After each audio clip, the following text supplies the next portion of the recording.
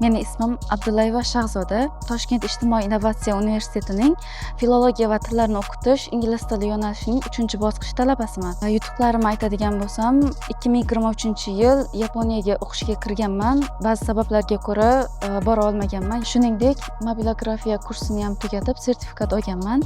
2026-yil 15-fevral sanasida yosh tadqiqotchi ko'krak nishoni bilan taqdirlandim va shu paytgacha rasm chizish bo'yicha har xil tanlovlarda qatnashib kelganman. Koreys tilini ham A1, A2 darajada o'rganganman. Men ingliz tilini oddiy til emas, balki global imkoniyatlarga chiqish yo'li sifatida ko'raman. Shuning uchun ushbu yo'nalishni tanlaganman. Bu yerga ustozlarimning ijobiy tavsiyasi orqali kelganman.